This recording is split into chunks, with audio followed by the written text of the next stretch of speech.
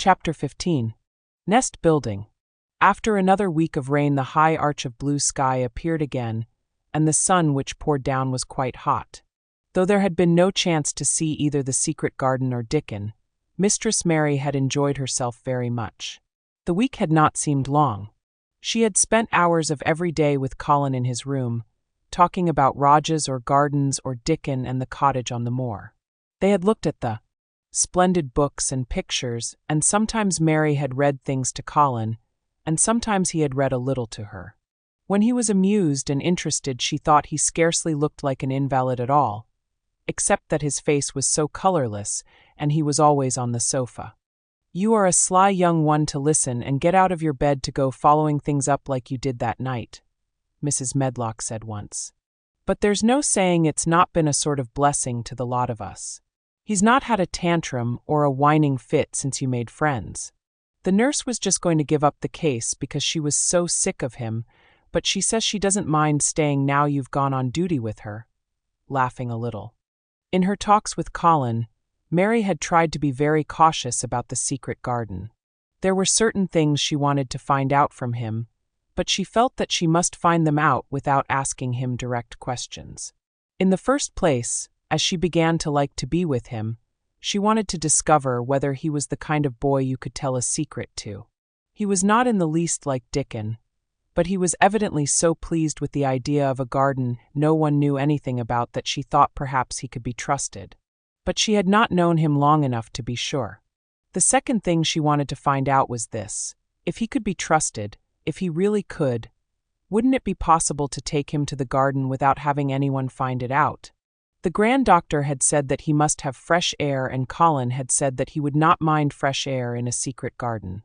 Perhaps if he had a great deal of fresh air and knew Dickon and the robin and saw things growing, he might not think so much about dying.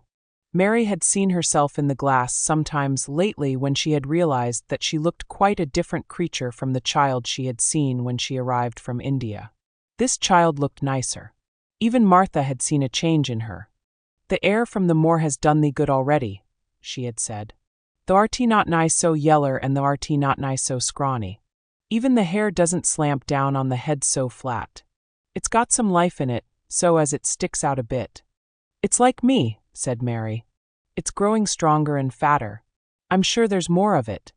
"It looks it for sure," said Martha, ruffling it up a little round her face. "Thou art not half so ugly when it's that way, and there's a bit o' red in the cheeks." If gardens and fresh air had been good for her, perhaps they would be good for Colin. But then, if he hated people to look at him, perhaps he would not like to see Dickon. "Why does it make you angry when you are looked at?" she inquired one day. "I always hated it," he answered, "even when I was very little. Then when they took me to the seaside, and I used to lie in my carriage, everybody used to stare, and ladies would stop and talk to my nurse, and then they would begin to whisper, and I knew then they were saying I shouldn't live to grow up.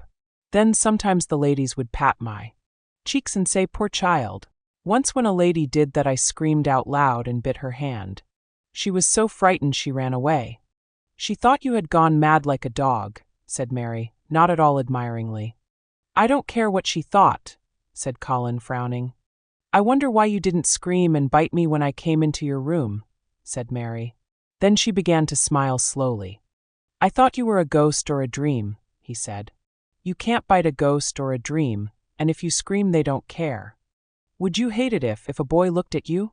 Mary asked uncertainly. He lay back on his cushion and paused thoughtfully. "There's one boy," he said quite slowly, as if he were thinking over every word. "There's one boy I believe I shouldn't mind. It's that boy who knows where the foxes live, Dickon." "I'm sure you wouldn't mind him," said Mary.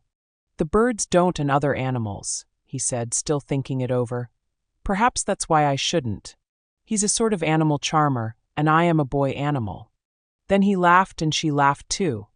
In fact, it ended in their both laughing a great deal, and finding the idea of a boy animal hiding in his hole very funny indeed. What Mary felt afterward was that she need not fear about Dickon. On that first morning when the sky was blue again, Mary wakened very early.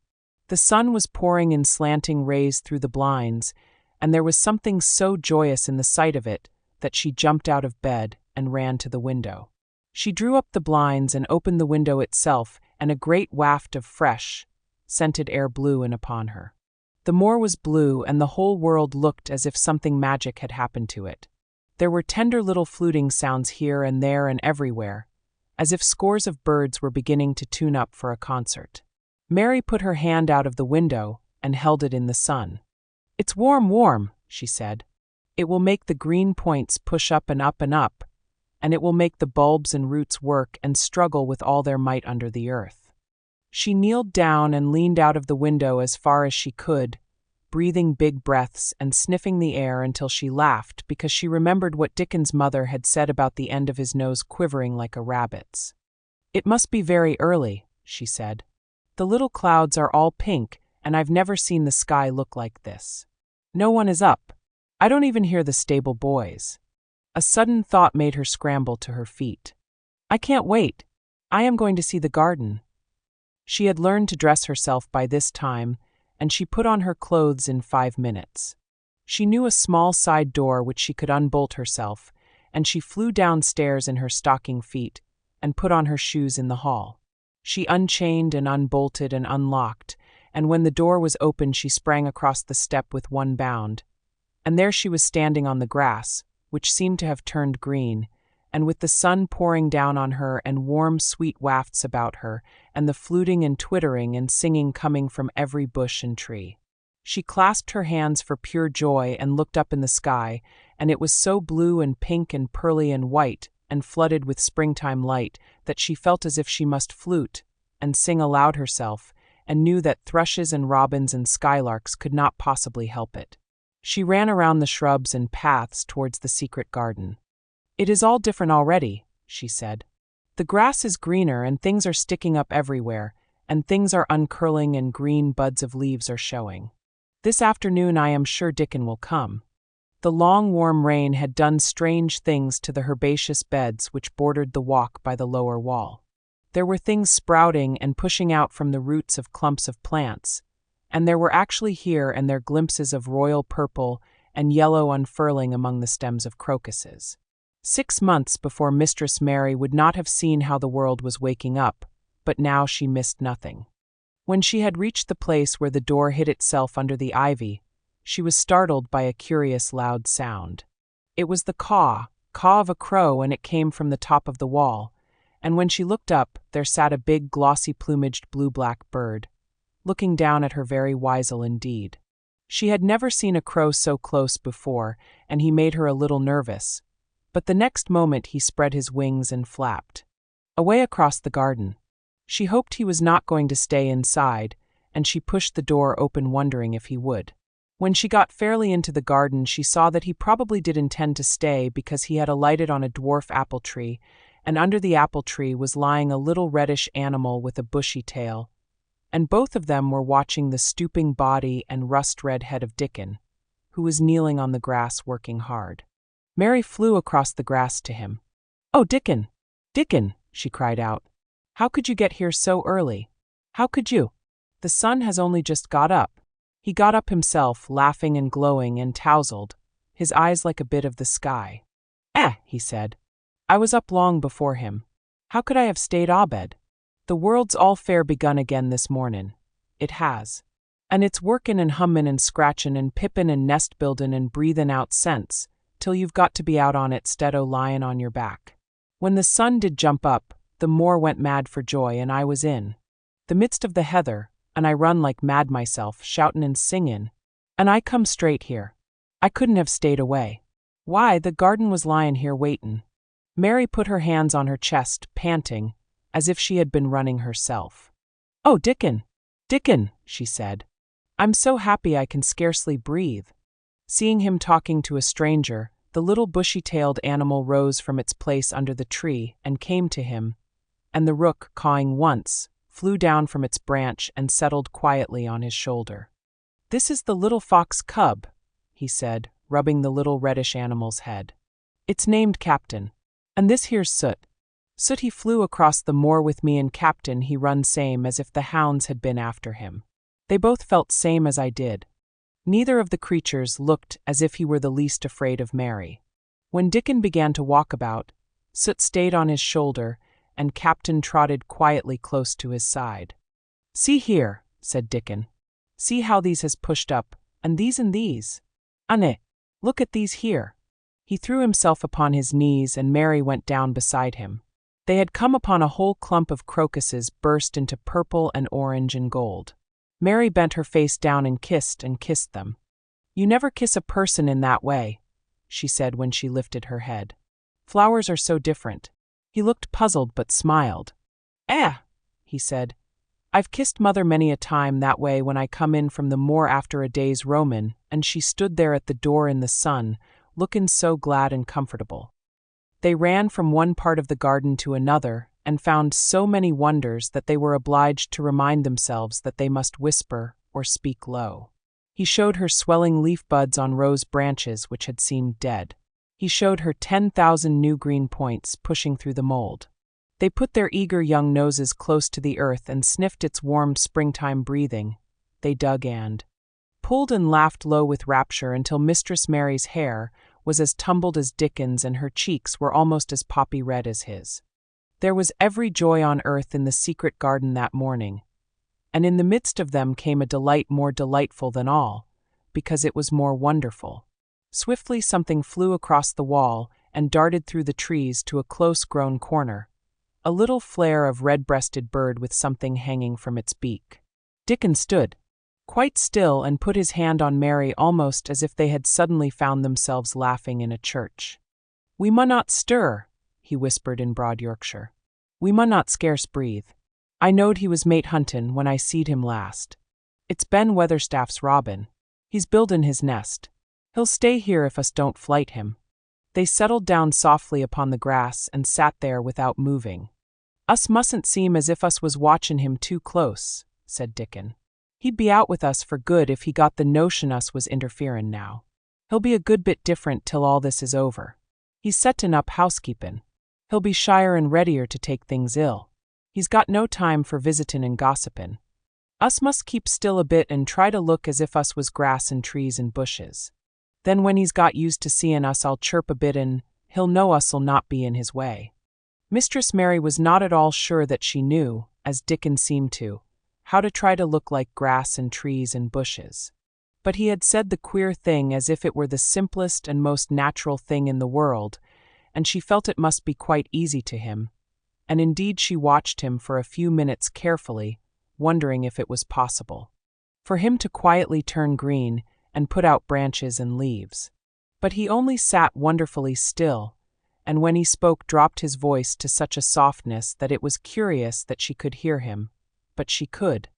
"It's part o' the springtime, this nest buildin' is," he said. "I warrant it's been goin' on in the same way every year since the world was begun. They've got their way o' thinkin' and doin' things in a body had better not meddle. You can lose a friend in springtime easier than any other season if you're too curious." "If we talk about him I can't help looking at him," Mary said as softly as possible. "We must talk of something else.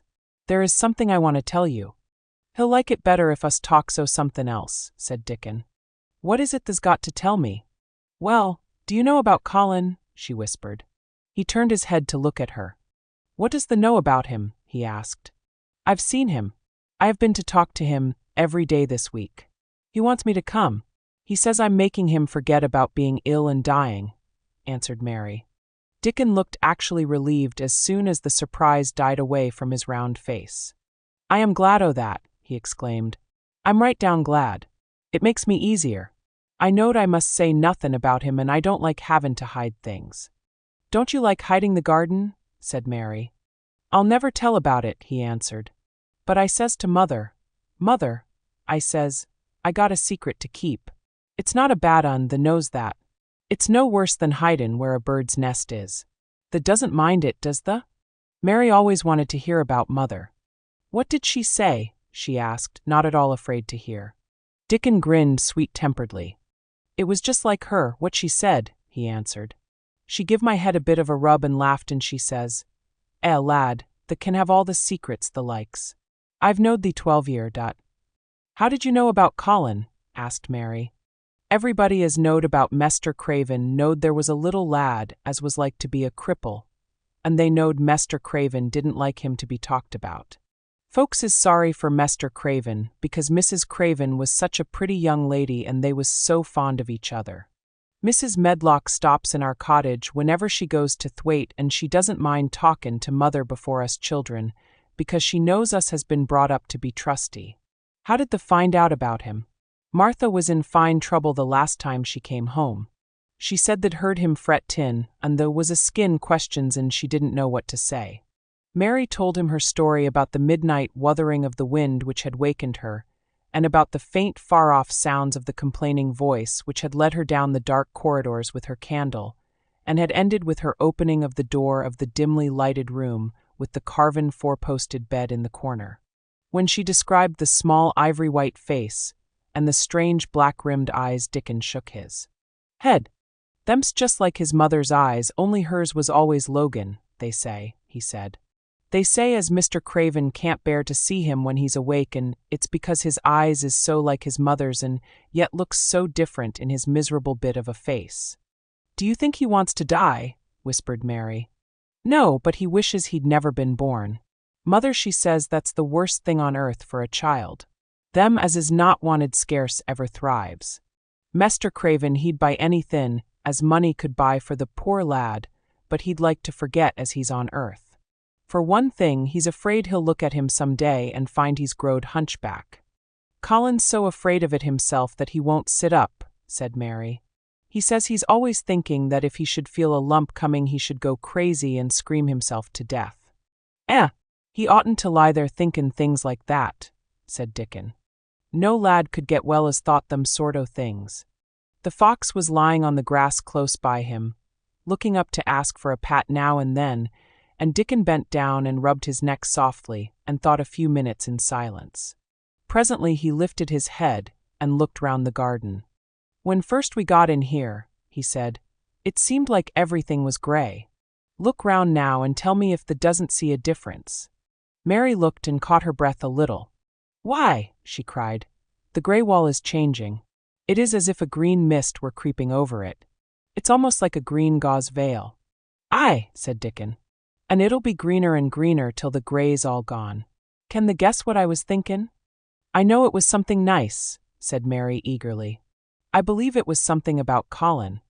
I was thinkin' that if he was out here he wouldn't be watchin' for lumps to grow on his back. He'd be watchin' for buds to break on the rose bushes, and he'd likely be healthier," explained Dickon. "I was wonderin' if us could ever get him in the humor to come out here and lie under the trees in his carriage.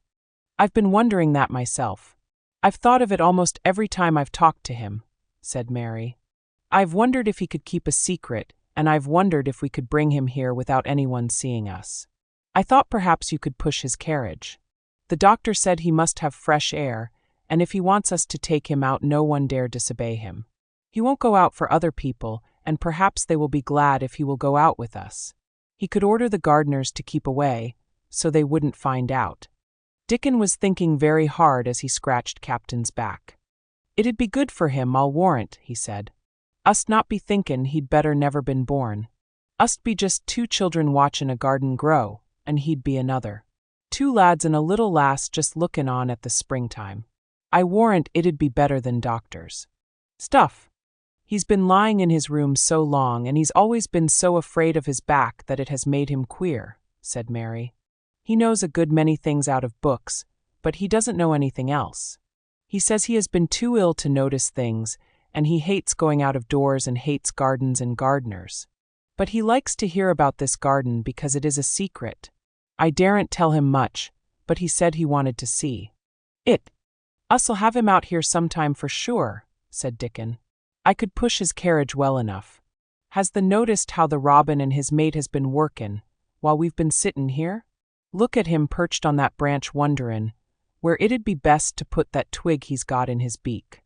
He made one of his low whistling calls, and the robin turned his head and looked at him inquiringly, still holding his twig. Dickon spoke to him as Ben Weatherstaff did, but Dickon's tone was one of friendly advice. "Where's ever the puts it," he said, "it'll be all right. The knew how to build the nest before they came out o' the egg. Get on with thee, lad. This got no time to lose." "Oh, I do like to hear you talk to him." Mary said, laughing delightedly. Ben Weatherstaff scolds him and makes fun of him, and he hops about and looks as if he understood every word, and I know he likes it. Ben Weatherstaff says he is so conceited he would rather have stones thrown at him than not be noticed. Dickon laughed too and went on talking. The knows us won't trouble thee, he said to the robin. Us is near bein' wild things ourselves. Us is nest buildin' too, bless thee. Look out that doesn't tell on us. And though the robin did not answer, because his beak was occupied, Mary knew that when he flew away with his twig to his own corner of the garden, the darkness of his dew-bright eye meant that he would not tell their secret for the world. Chapter 16. I won't, said Mary. They found a great deal to do that morning, and Mary was late in returning to the house, and was also in such a hurry to get back to her work that she quite forgot Colin until the last moment. Tell Colin that I can't come and see him yet, she said to Martha. I'm very busy in the garden. Martha looked rather frightened. Miss Mary, she said, it may put him all out of humor when I tell him that. But Mary was not as afraid of him as other people were, and she was not a self-sacrificing person. I can't stay, she answered. Dickon's waiting for me. And she ran away. The afternoon was even lovelier and busier than the morning had been. Already nearly all the weeds were cleared out of the garden, and most of the roses and trees had been pruned or dug about. Dickon had brought a spade of his own, and he had taught Mary to use all her tools, so that by this time it was plain that though the lovely wild place was not likely to become a gardener's garden, it would be a wilderness of growing things before the springtime was over. There'll be apple blossoms and cherry blossoms overhead, Dickon said, working away with all his might. And there'll be peach and plum trees in bloom against the walls, and the grass'll be a carpet o' flowers. The little fox and the rook were as happy and busy as they were, and the robin and his mate flew backward and forward like tiny streaks of lightning. Sometimes the rook flapped his black wings and soared away over the treetops in the park. Each time he came back and perched near Dickon and cawed several times as if he were relating his adventures, and Dickon talked to him just as he had talked to the robin. Once when Dickon was so busy that he did not answer him at first, Soot flew on to his shoulders and gently tweaked his ear with his large beak. When Mary wanted to rest a little, Dickon sat down with her under a tree, and once he took his pipe out of his pocket and played the soft, strange little notes, and two squirrels appeared on the wall and looked and listened. "There's a good bit stronger than the was," Dickon said, looking at her as she was digging. "There's beginning to look different, for sure." Mary was glowing with exercise and good spirits. "I'm getting fatter and fatter every day," she said quite exultantly. "Mrs. Medlock will have to get me some bigger dresses. Martha says my hair is growing thicker. It isn't so flat and stringy." The sun was beginning to set and sending deep gold-colored rays slanting under the trees when they parted. "It'll be fine tomorrow," said Dickon. "I'll be at work by sunrise." "So will I," said Mary. She ran back to the house as quickly as her feet would carry her. She wanted to tell Colin about Dickon's fox cub and the rook and about what the springtime had been doing. She felt sure he would like to hear. So it was not very pleasant when she opened the door of her room to see Martha standing waiting for her with a doleful face. "What is the matter?" she asked. "What did Colin say when you told him I couldn't come?" Said Martha. "I wish they'd gone. He was nigh goin' into one o' his tantrums.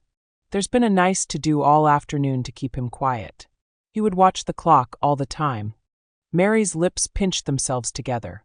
She was no more used to considering other people than Colin was, and she saw no reason why an ill-tempered boy should interfere with the thing she liked best. She knew nothing about the pitifulness of people who had been ill and nervous, and who did not know that they could control their tempers and need not make other people ill and nervous, too.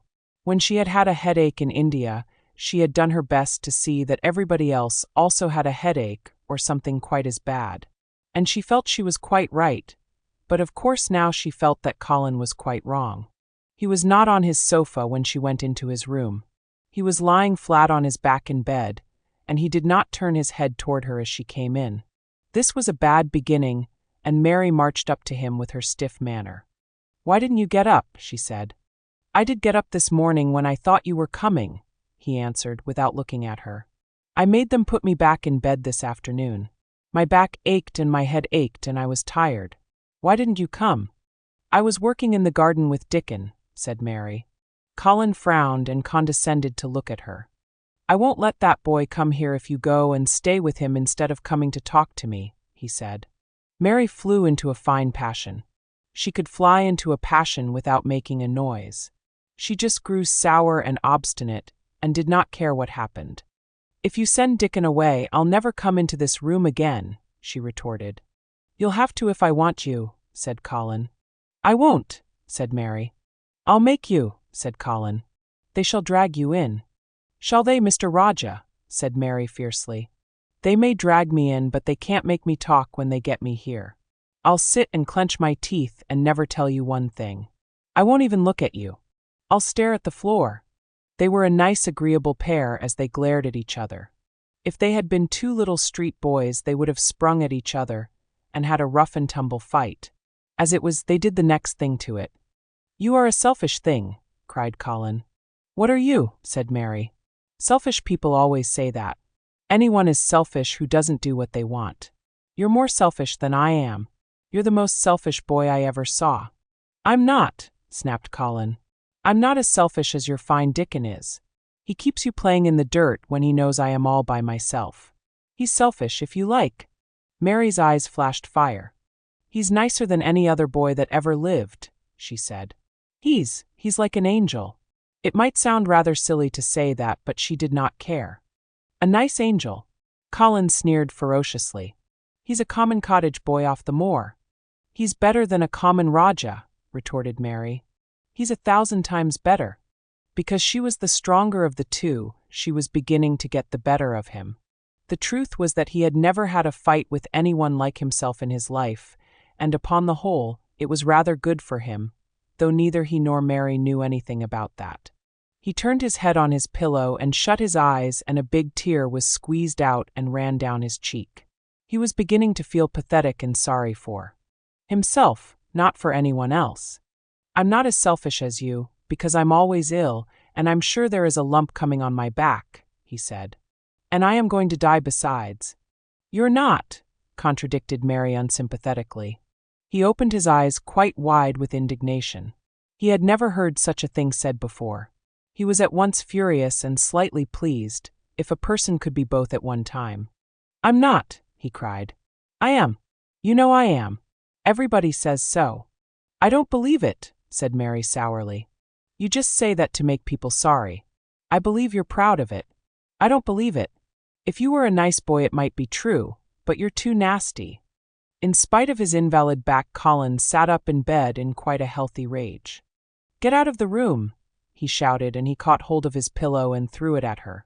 He was not strong enough to throw it far, and it only fell at her feet, but Mary's face looked as pinched as a nutcracker.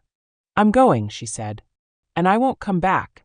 She walked to the door, and when she reached it she turned round and spoke again. I was going to tell you all sorts of nice things, she said. Dickon brought his fox and his rook, and I was going to tell you all about them. Now I won't tell you a single thing. She marched out of the door and closed it behind her, and there, to her great astonishment, she found the trained nurse standing as if she had been listening, and more amazing still, she was laughing. She was a big, handsome young woman who ought not to have been a trained nurse at all, as she could not bear invalids, and she was always making excuses to leave Colin to Martha or anyone else who would take her place. Mary had never liked her, and she simply stood and gazed up at her as she stood giggling into her handkerchief. What are you laughing at? She asked her. At you two young ones, said the nurse. It's the best thing that could happen to the sickly, pampered thing to have someone to stand up to him that's as spoiled as himself. And she laughed into her handkerchief again. If he'd had a young vixen of a sister to fight with, it would have been the saving of him. Is he going to die? I don't know, and I don't care, said the nurse. Hysterics and temper are half what ails him. What are hysterics? Asked Mary. You'll find out if you work him into a tantrum after this. But at any rate you've given him something to have hysterics about, and I'm glad of it. Mary went back to her room, not feeling at all as she had felt when she had come in from the garden. She was cross and disappointed, but not at all sorry for Colin. She had looked forward to telling him a great many things, and she had meant to try to make up her mind whether it would be safe to trust him with the great secret. She had been beginning to think it would be, but now she had changed her mind entirely. She would never tell him, and he could stay in his room and never get any fresh air, and die if he liked. It would serve him right. She felt so sour and unrelenting that for a few minutes she almost forgot about Dickon and the green veil creeping over the world and the soft wind blowing down from the moor. Martha was waiting for her, and the trouble in her face had been temporarily replaced by interest and curiosity. There was a wooden box on the table, and its cover had been removed and revealed that it was full of neat packages. "Mr. Craven sent it to you," said Martha. "It looks as if it had picture books in it." Mary remembered what he had asked her the day she had gone to his room. "Do you want anything dolls, toys, books?" She opened the package wondering if he had sent a doll, and also wondering what she should do with it if he had. But he had not sent one. There were several beautiful books such as Colin had, and 2 of them were about gardens and were full of pictures. There were 2 or 3 games, and there was a beautiful little writing case with a gold monogram on it, and a gold pen and inkstand. Everything was so nice that her pleasure began to crowd her anger out of her mind. She had not expected him to remember her at all, and her hard little heart grew quite warm. "I can write better than I can print," she said, "and the first thing I shall write with that pen will be a letter to tell him I am much obliged." If she had been friends with Colin, she would have run to show him her presents at once, and they would have looked at the pictures and read some of the gardening books and perhaps tried playing the games, and he would have enjoyed himself so much he would never once have thought he was going to die or have put his hand on his spine to see if there was a lump coming. He had a way of doing that which she could not bear. It gave her an uncomfortable, frightened feeling because he always looked so frightened himself. He said that if he felt even quite a little lump some day, he should know his hunch had begun to grow. Something he had heard Mrs. Medlock whispering to the nurse had given him the idea, and he had thought over it in secret until it was quite firmly fixed in his mind. Mrs. Medlock had said his father's back had begun to show its crookedness in that way when he was a child. He had never told anyone but Mary that most of his tantrums, as they called them, grew out of his hysterical hidden fear. Mary had been sorry for him when he had told her. "He always began to think about it when he was cross or tired," she said to herself. "And he has been cross today. Perhaps he has been thinking about it all afternoon." She stood still, looking down at the carpet and thinking. "I said I would never go back again," she hesitated, knitting her brows. "But perhaps, just perhaps, I will go and see if he wants me in the morning. Perhaps he'll try to throw his pillow at me again, but I think I'll go."